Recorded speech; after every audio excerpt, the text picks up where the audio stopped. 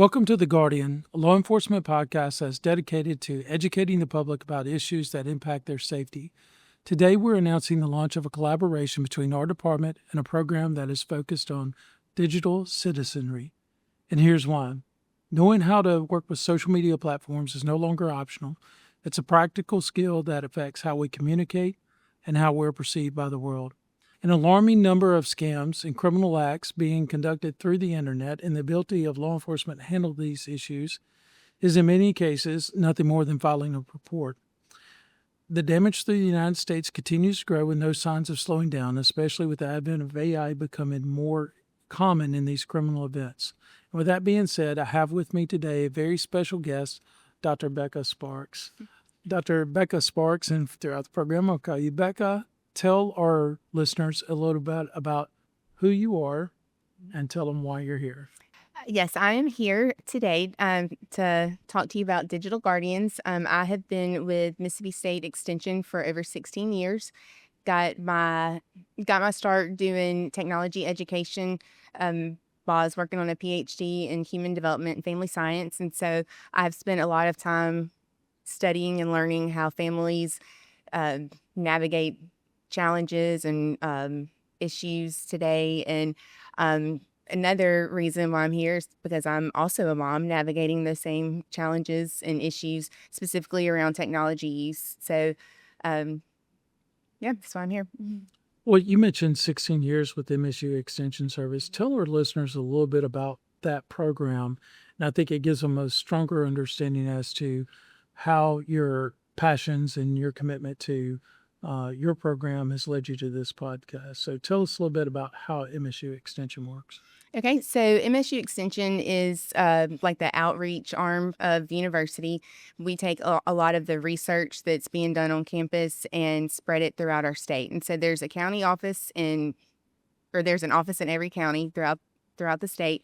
And through that, with my position doing technology education, I was going out and helping people with whatever technology needs You were the they tech had. guru, if you will, for Well, people thought I was the tech guru, but the thing is, every time someone came with a problem or wanted to learn something, I just felt like I was talking to my mom. And so I feel like that relationship and communication kind of made people think I was a lot more savvy than right. per se. No, Yes. I get the same around here. Yeah, no, I understand. But in that, I think you came across a really great idea when you approached us, and especially the way the Extension Service is built, and the feedback you were getting throughout Mississippi led us to issues with understanding that the internet, the usage of the internet is extremely important in everyone's life. Mm-hmm. And I think we talked earlier about some statistics on that. And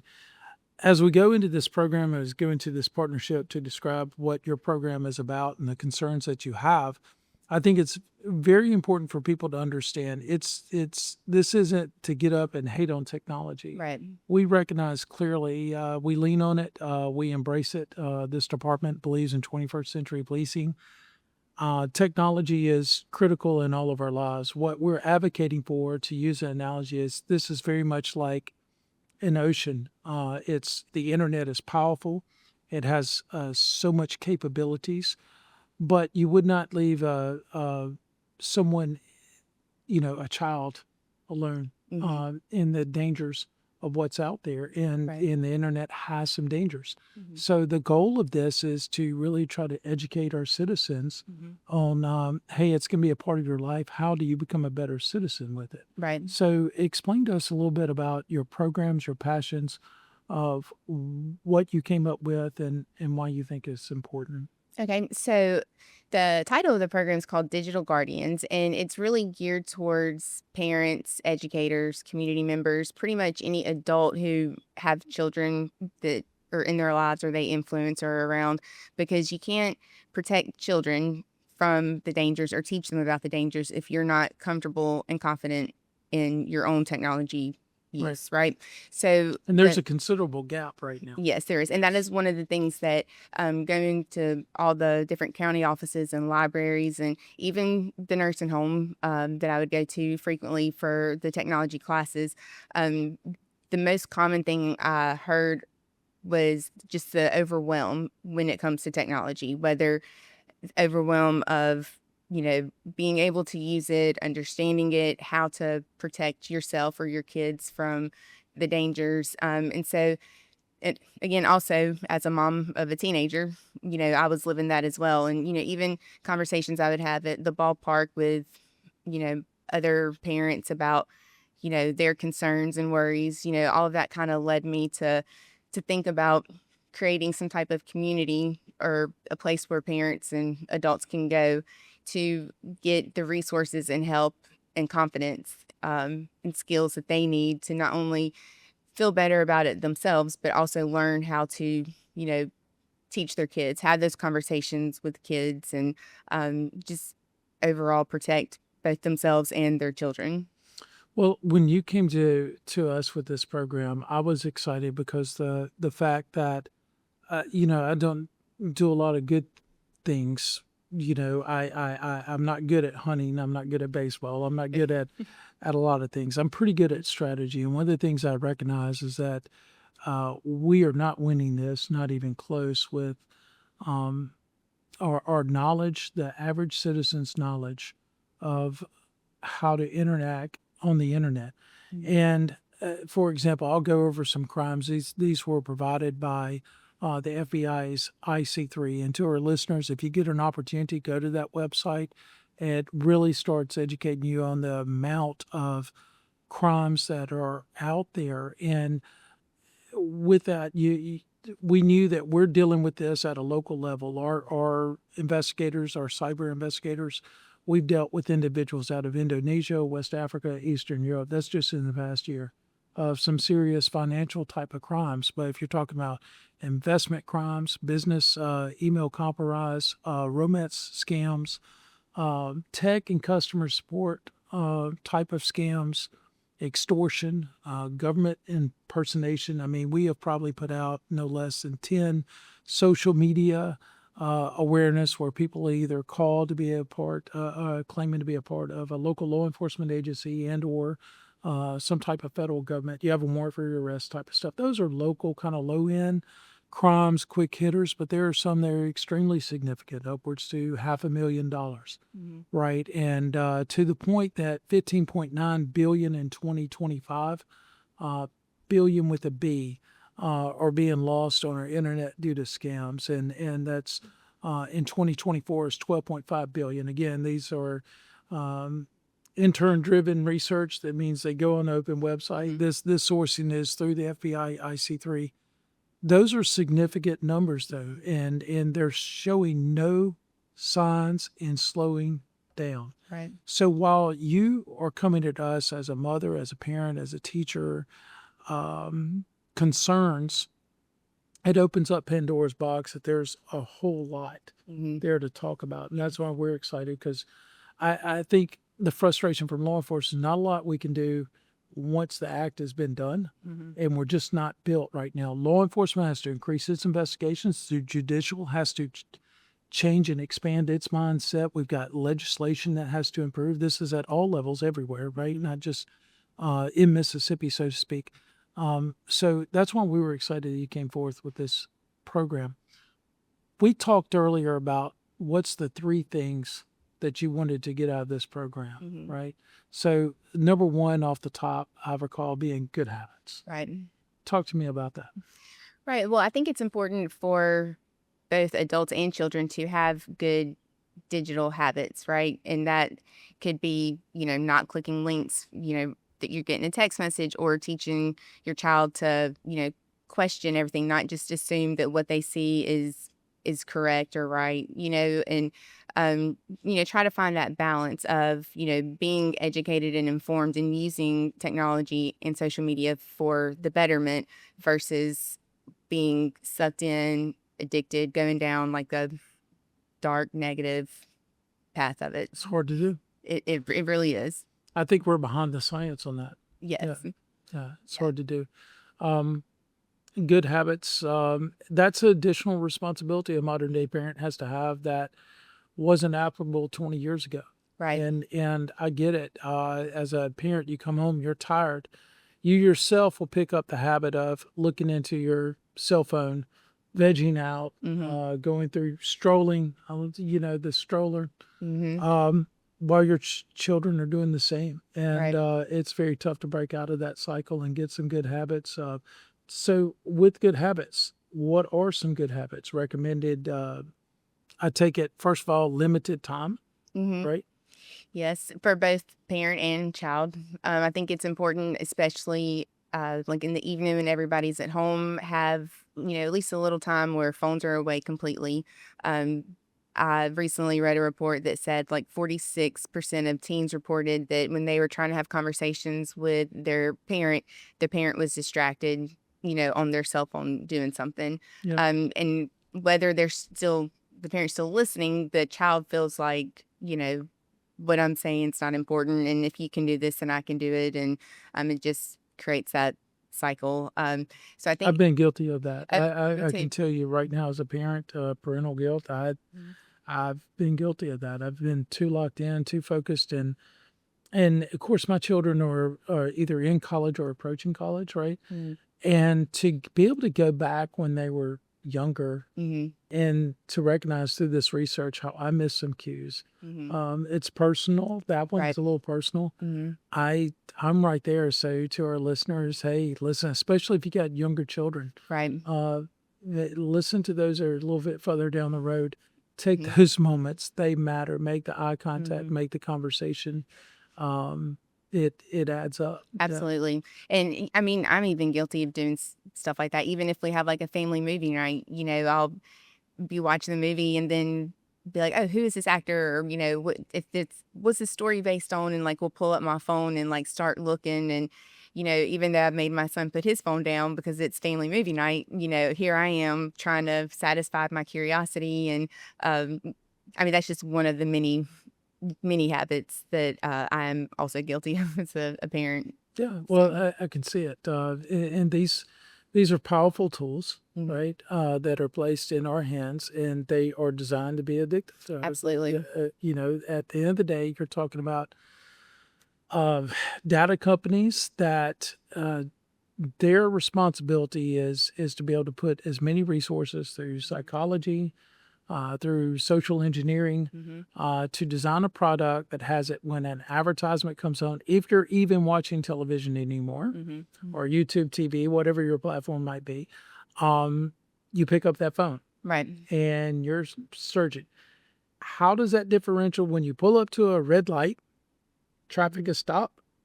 Hey, you're conditioned for it. Motor skills are there. Hmm. Let's pick up that phone. Yep. Data companies have endless resources Hmm. to do this. It is to their advantage to do it, Hmm. and it is a growing problem. I think it's a awareness that we're only going to settle through education, and as Hmm. people become more educated, um, we'll be able to deal with the issues that some of this stuff is going on with the Hmm. research and science is showing. Right. You know, Yeah. I mean, I'm just sitting here thinking of like all the different ways that, you know, churches and restaurants, like all these places, they're adapting to using technology, having scanned the QR code to pull up the bulletin or the menu. And, once you have that phone in your hand and you get what you want, like it's really hard to put it back down.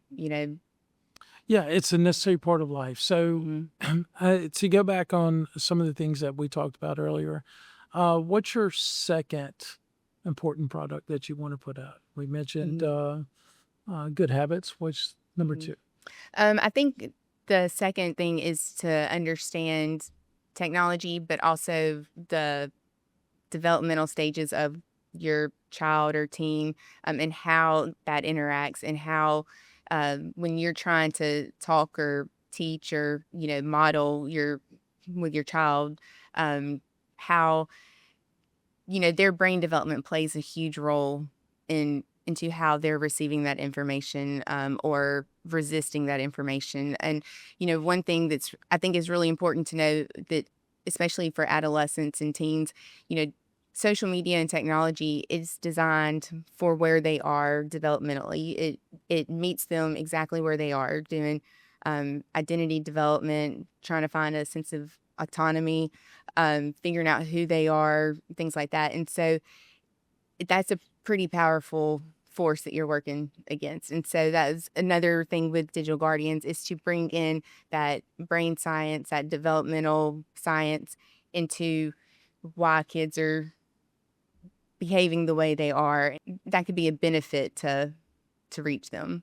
Yeah, especially if you're talking about preteens, teenagers. Um, Gosh, the impact that it has and how much it's playing a role in their life. And obviously, as a responsibility of a parent, you have to force yourself to slow down to learn some of the stuff that's going on. If not, you must understand that the entire world is out there. Right. And there are a lot of criminal elements out there. They do not care if your child is 13, 14, 15. They view that child as a target. And whether their goal is extortion, whether their goal is to actual contact from a predator that is acting as though they are another child or slightly older, they're out there. So if you are practicing unregulated phone activity and allowing a child to take that device into their phone at night when you go to bed, and because you're in a rhythm doesn't mean that the child isn't. Right. There are formats out there like Snapchat that will force you or highly suggest, not force, that's the wrong word, of contacts, not based on who you know, but based on where you live regionally. And there's a lot of things out there. I'm learning as a parent, as a police officer, that these formats are very tough to get out of your children's life because it's so easy to set up, and it's by design by these companies. They act like, oh, we're parentally strong. No, it's not. It's a lot of weaknesses that are there that are by design. So it keeps you coming back to the format because this is a for-profit platform. Right. Yeah. And the point of Digital Guardians is to try to focus on the positive and how to use technology for the betterment, but it's really hard to also ignore all the negatives that go along with it. Like if you go to sleep and your child still has their phone, they're being deprived of sleep, which is impacting, their brain development, but also, how they're able to think. And there's so much research on that. And even without knowing the research, like myself, if I don't get enough sleep, like I'm a monster.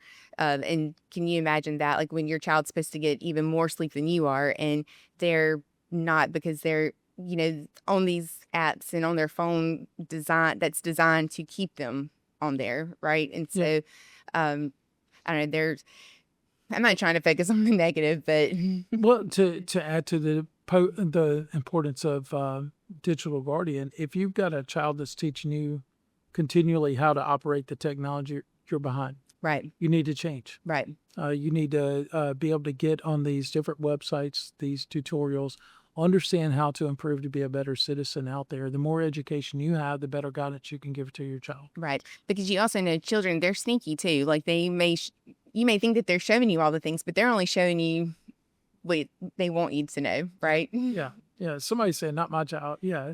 I hear you. Well, and you're right. I mean, we talked to one of our interns earlier, and she's expressed that. She said, listen, when we got a show, I'm not going to show you everything, but they will network among themselves. I've noticed that India seems to be very popular in teaching our teenagers how to defeat different parental systems and what to do and how to do it. And that's been eye-opening for me. And I considered myself, obviously, lifelong law enforcement. I thought it was pretty good. Listen, if we were on the street, I could catch it coming a mile away.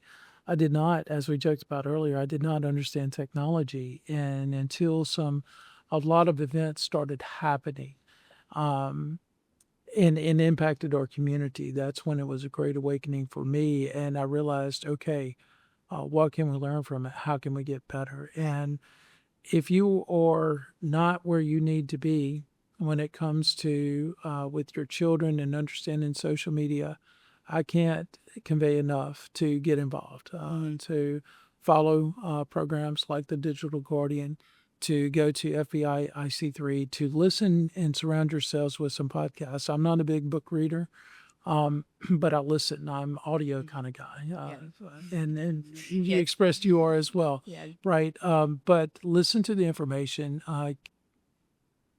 as a parent, you have to, Right. right? And thirdly, what was the third one? Yeah, that and all those points kind of lead directly to the third one is, the purpose of Digital Guardians is to create a community and be a resource hub basically for all adults. And look, I understand it's overwhelming just the thought of having to stay on top of all the new things, all the, what's going on, and it's so easy to just kind of try to block that out and think this is not going to happen to me. You can, whether you're working hard to teach your kids, but at the same time, like, you're just overwhelmed, and it's let us do all that work for you. I mean, that's kind of what this is. And as I've been working more and more on Digital Guardian, like, it keeps growing and growing, and so that it's still definitely a work in progress, because when we have to adjust and adapt as information comes out and we see the needs of people.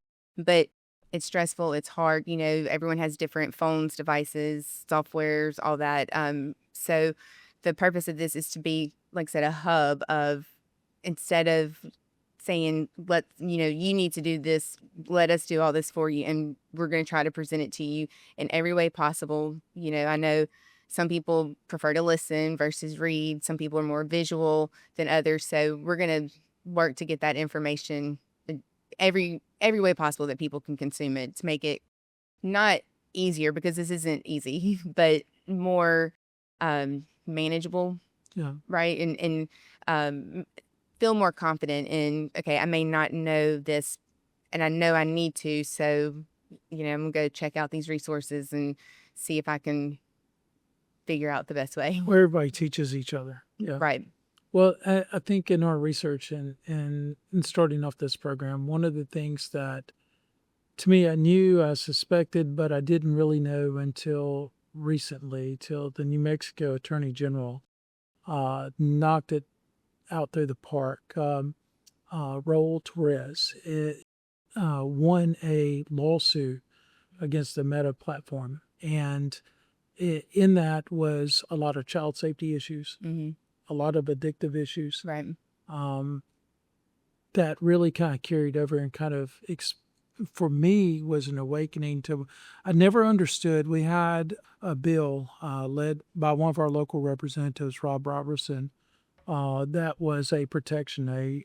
Basically, it focused in on protection of sextortion. It was a very common sense bill that you would think would have easily passed through a state legislature, especially when it's close knit as the state of Mississippi, where Mm-hmm. I jokingly say we're not a state, we are a family. We all know each other, right? Mm-hmm. And you would have thought that bill would have passed through without any issues. It was opposed by Meta through one of their proxies, adamantly opposed, and they use things like constitutional rights, age restrictions, other arguments against that bill. And it really was amazing how people at higher levels of government were like really buying into that without recognizing the inferno that was taking place of sextortion cases in our state. Mm-hmm. Many of them were probably related to the same group. And we'll talk about that later in our podcast, element of the Yahoo Boys. It was eye-opening. And when you lived in this profession long enough, and I'm talking about the negative component, Mm-hmm.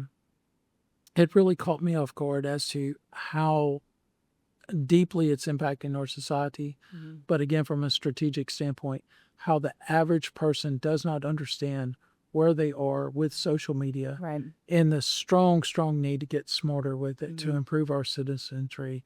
And like we talked about, in some of our research patterns, one of the criminal elements bragged on how easy Americans were. We're the easiest of targets. Right. And because we kind of just consume without thinking. Mm-hmm. And so I really applaud you for, reaching out, for taking the chance. And I'm glad you're on this program, and I look forward to having additional, conversations. We'll talk about a lot of subject matter. Absolutely. Yeah.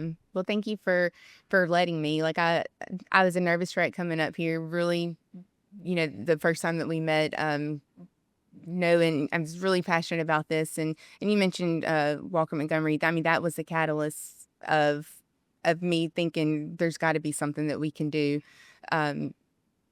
And and again, not in a negative way, but how can we, I don't know, how can we protect our kids Yeah. in a way that is beneficial? Because you can't keep them hidden, from the technology and stuff. And so, I appreciate you being willing to meet with me and willing to help me with this, honestly. And I'm glad to know that it wasn't just, me as a worried, anxious mom, driving this. Like, there's a greater need for it than what I expected, than what I anticipated. Yeah. Well, credit to Walker Montgomery's parents that were very transparent about things. Yes. It got out there in the open. And because of that, many other students since the passing of Walker have came forward with issues, have been victims, have been attacked, and we've saved some lives as a result. And that if we are doing it here at this level, I know it's got to be tough when you start looking at the national level, and then you're going to throw in AI, you throw in these addictive qualities that are out there, and what we know of our own teenage years. Oh my goodness! And again, it's not just teenagers. It's like you mentioned before, you work with senior citizens. We'll talk about that in future podcasts, but how vulnerable our senior citizens are, especially in regards to romance scams and financial scams. So with that being said, no, I'm very honored that you're here on this podcast, and I look forward to working with you in the future. Me too. Thank you so much. Thank you. All right. So this concludes The Guardian. We are an intern-driven law enforcement podcast, and thank you for listening.